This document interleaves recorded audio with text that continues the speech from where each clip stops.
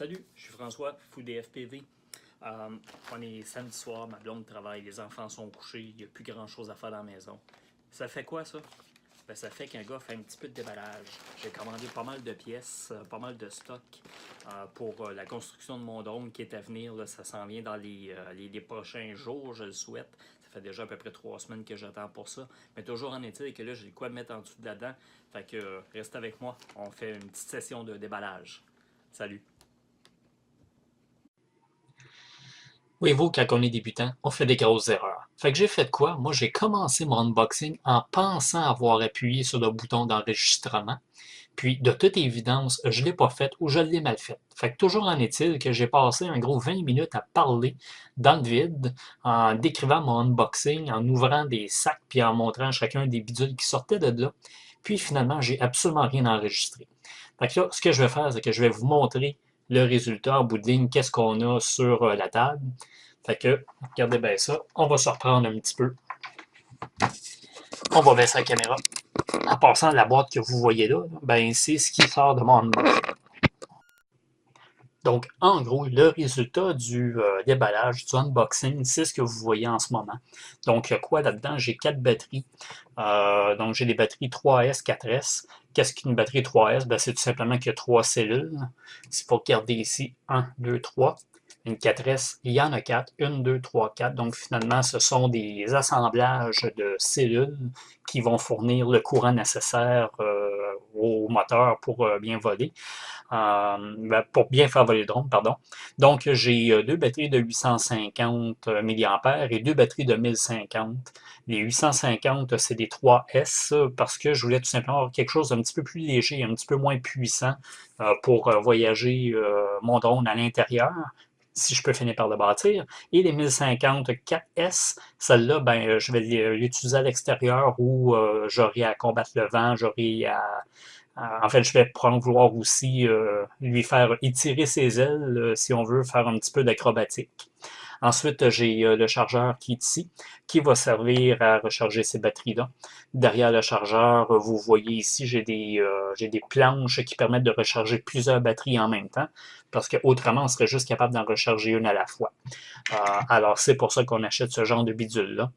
J'aime particulièrement celui-là ici, là, avec le XT60, parce qu'en fait, il est très très bien protégé. Il est muni de fusibles un petit peu tout partout. Chose de fun, toutes les 2 planches en sont équipées, mais il y a des sorties ici qui permettent d'ajouter d'autres planches dans le genre. Donc, advenant le cas où j'aurais suffisamment de courant, ben, je pourrais recharger quoi, 10 batteries en même temps si je le voulais. Non? Autre chose de pas mal pratique avec le chargeur, en fait, c'est ce bidule-là ici, les pinces alligators qui sont là, servent à se connecter sur une batterie extérieure. Ça peut être une batterie d'auto, ça peut être une grosse batterie LiPo avec des bombes dessus. Je pourrais recharger à partir d'un paquet de sources mes batteries. Donc, je ne suis pas obligé d'être à côté sur un mur, dans une maison, dans un gymnase pour pouvoir recharger ou en plein milieu d'un champ, je pourrais le faire en fait. Ici, ben, les 2 petites pièces qui sont là, ça c'est des fixations que je me suis fait imprimer qui vont aller dans mon drone pour faire tenir la caméra FPV. Normalement, je l'aurais acheté du fournisseur du drone, mais malheureusement, il était backorder là-dessus, puis il semblait pas qu'il allait en avoir à court terme. Donc, c'est pour ça que je les ai fait faire par quelqu'un d'autre de local. En quelques jours, là, tout était prêt. Ça a coûté des pinottes comme petit truc. Alors, ça, c'est bien pratique. Ici, ben là, j'ai encore une fois là, ce qu'on appelle des banana plugs avec une sortie XT60 pour brancher sur une batterie XT60.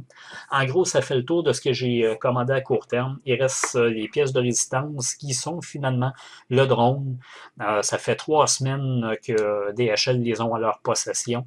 Le vendeur FlexRC les a envoyés. J'ai eu les notifications de DHL que les paquets ont été ramassés, mais ça fait 3 semaines, donc ça niaisait à peu près 2 semaines là, au poste de triage en Californie. Vraiment, c'est pas fort.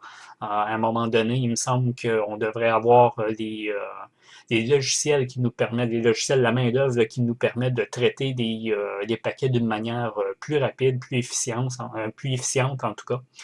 Pour ce qui est du chargeur, pour ce qui est des batteries, je vais faire des reviews en bonne et due forme très bientôt sur pourquoi j'ai choisi celle qui est là, puis qu'est-ce qu'il faut surveiller aussi quand on va acheter un chargeur.